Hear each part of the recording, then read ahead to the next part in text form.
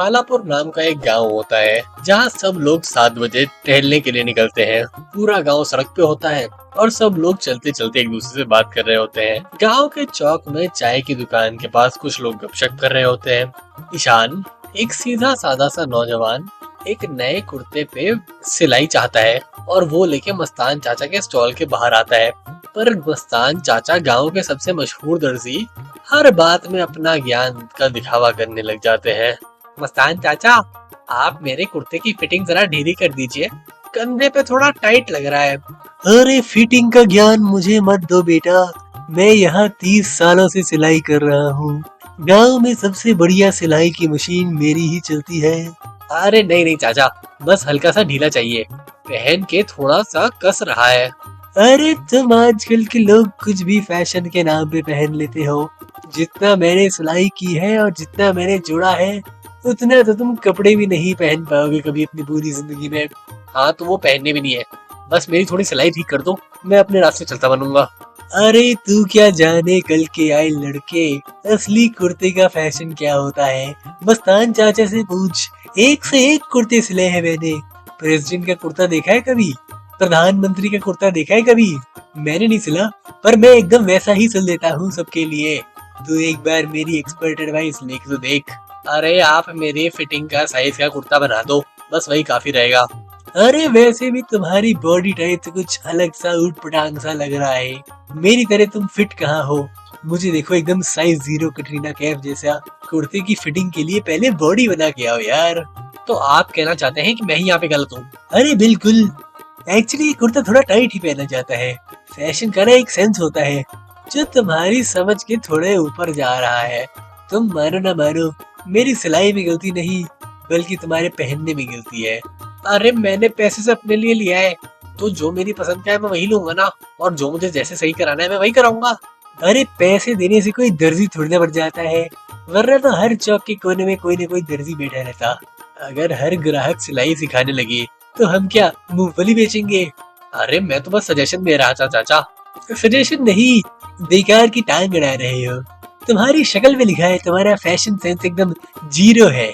मेरी डिजाइन पे उंगली मत उठाओ, वरना खड़े खड़े जो कपड़े पहने हैं उनको भी उल्टा सिल दूंगा। फिर सब बोलेंगे मस्तान चाचा के उल्टे हाथ चाटा खा के आया है। अरे मस्तान चाचा आप भी ना। वहाँ खड़े खड़े लोग मस्तान चाचा की बातों के मजे ले रहे होते हैं और बेचारा ईशान अपने कुर्ते को लेके परेशान होता है कि कुर्ता उसका ठीक नहीं हुआ।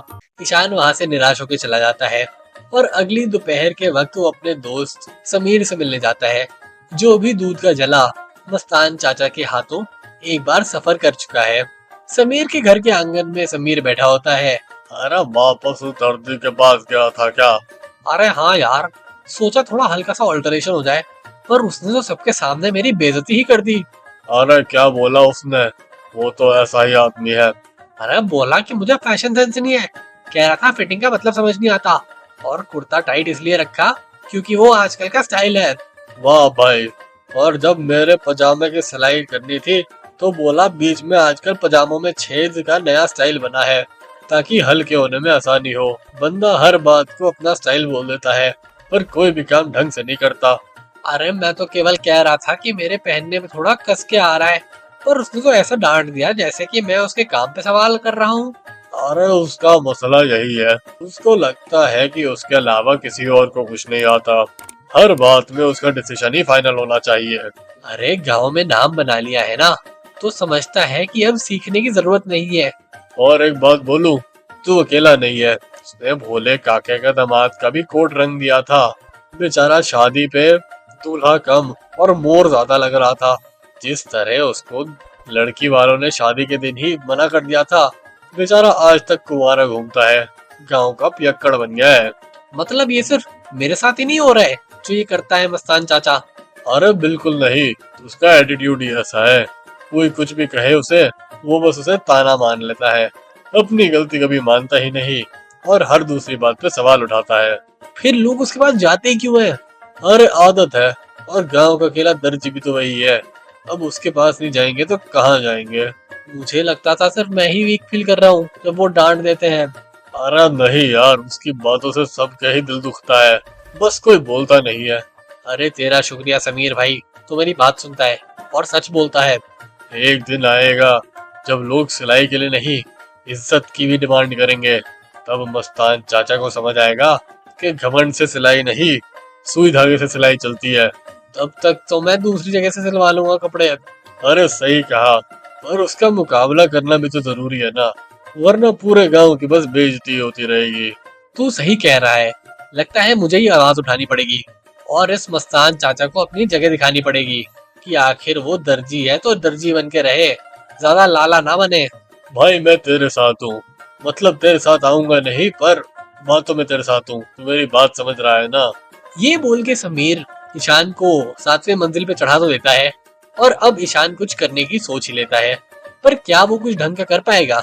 अगले दिन दोपहर का वक्त होता है। गांव के हाट के बाहर फिर से इकट्ठा कर रहा होता है एक नया कुर्ता बनाने के लिए। वही पास फल की दुकान होती है जहां शीला दीदी एक समझदार और जुबान की तेज औरत होती है।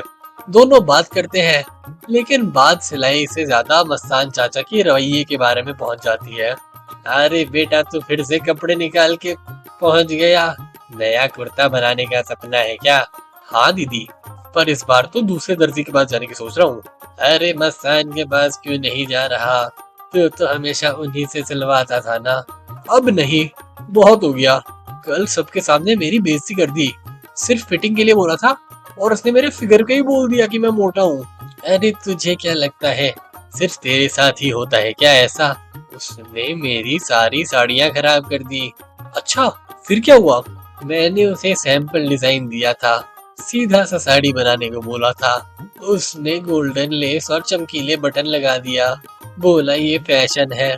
जब मैं वो पहन के गई तो सब लोग मुझ पे हंसने लगे, मुझे लगा मेरा मजाक ही बन गया। तो फिर आपने क्या बोला? अरे बोलने को क्या था, जवाब में कहने लगा मैं तो आजकल के ट्रेंड और फैशन के हिसाब से बना रहा हूँ, समझने वाले समझ जाते हैं और बाकी औरतें अप्रिशिएट करेंगी। अरे ये तो वही लाइन है जो मेरे साथ भी बोलते हैं, स्टाइल के नाम पे कुछ भी पकड़ा देते हैं। ये तो मस्तान चाचा की पुरानी हरकत है। ईशान, गांव के लोग बहुत दुखी हैं इस बात से। वो लोग इस बात को समझते ही नहीं कि बेचारे मस्तान चाचा अब सठिया गए हैं और उनका दिमाग खराब हो गया है, पर वो ये बात मानने के लिए राजी ही नहीं। अरे तो गांव कुछ सोचना पड़ेगा, उनको कुछ करना पड़ेगा ताकि ये काम कम हो। कभी कभी किसी एक को आवाज उठानी पड़ती है। जब दूसरे दुख मनाते हैं तो किसी को हिम्मत जुटा के आगे बढ़ना पड़ता है। अरे पर मस्तान चाचा सुनते कहाँ हैं, हर बात में अपनी तकलीफ खड़ी कर देते हैं। लेकिन अगर अब चुप रहे बेटा तो घमंड और बढ़ता रहेगा उसका। तुझ में हिम्मत लग रही है, तू बोल तो बाकी भी शायद बोलेंगे। ठीक है, मैं सोच रहा था कि दूसरे गांव जाके फिर से कुर्ता बनवाऊंगा, पर अब मुझे लग रहा है मस्तान चाचा की अकल ठिकाने लगाना ज्यादा बड़ा काम है। ये बोल के ईशान के मन में एक नई रोशनी जागती है कि अगर उसे कुछ करना है तो खुद ही करना पड़ेगा और मस्तान चाचा को एक बार सबक सिखाना पड़ेगा कि वो किसी को कुछ भी नहीं बोल सकते। अगले दिन गांव में उथल पुथल होती है। लोग अपने काम से चलते हुए जा रहे होते हैं और बच्चे आंगन में खेल रहे होते हैं। शाम ढलने वाली होती है और गांव के मंदिर के बगल वहीं मस्तान चाचा अपना काम कर रहे होते हैं। आज ईशान के चेहरे पर पहली बार कुर्ते को लेके घबराहट नहीं बल्कि तैयारी होती है। मस्तान चाचा अब भी सिलाई कर रहे होते हैं और अपनी ही धुन में वहाँ पे खड़े होते हैं। अरे तू फिर से आ गया, कुर्ता टाइट है या फैशन की समझ? आज तेरा कुर्ता ज्यादा टाइट है या अकल, जो मुझसे फैशन की सीख लेने आया है? आज फैशन की नहीं, तमीज की बात करने आया हूँ। तमीज? अबे बदतमीज, तू मुझे सिखाएगा क्या? देखो बेटा, सिलाई मेरा, डिजाइन मेरा और उसके ऊपर काम भी मेरा, तो फैसला भी आखिरकार मेरा ही होगा ना कपड़े को लेके। तो फिर लोग हंसते क्यों है जब वो आपकी सिलाई के कपड़े पहनते हैं? क्या मतलब, तू मस्तान चाचा के नाम पे कीचड़ उछाल रहा है क्या? अरे शीला दीदी की साड़ी, उसका सब मजाक क्यों उड़ाते हैं? मेरी कुर्ते की फिटिंग जिसपे लोग चढ़ चढ़ के मजाक उड़ा रहे हैं, कह रहे हैं अबे मोटे थोड़ा कम खाया कर, हर किसी के साथ आप वही करते हो। अबे तो उनकी प्रॉब्लम है ना, उसकी प्रॉब्लम की वजह से मेरे पास क्यों आ रहा है? मेरे डिजाइन इतने तरंगी होते हैं कि लोगों को नहीं समझ आती, तो उसमें मेरी क्या गलती है? नहीं चाचा, लोग आपके डिजाइन समझते हैं कि आप सुनते नहीं हो उनकी बातें। हर बार अपना डिसीजन लेके दूसरों पे थोप देते हो। गलती को स्टाइल बोलकर गलती को स्टाइल बोलकर कुछ भी पहनाने लग जाते हो। अबे कल के आए लड़के, तू मुझे सिखाएगा क्या? मैं 30 साल से ज्यादा दर्जी का काम कर रहा हूँ। मैंने बचपन में ही काम करना शुरू कर दिया था। जब मेरे हाथ छोटे छोटे पोले पोले थे, तब से मैं कपड़े सिल रहा हूँ। और इसीलिए समझ रखनी चाहिए कि कभी गलती हो जाए तो उसमें हाँ बोलना चाहिए। आप तो हर बार की तरह कोई बात अपनी मान ही नहीं रहे। व्यवहार में थोड़ा बदलाव लाना चाहिए। समय के साथ अपनी गलती भी माननी चाहिए। तुझे क्या लगता है मैं गलती कर रहा हूँ?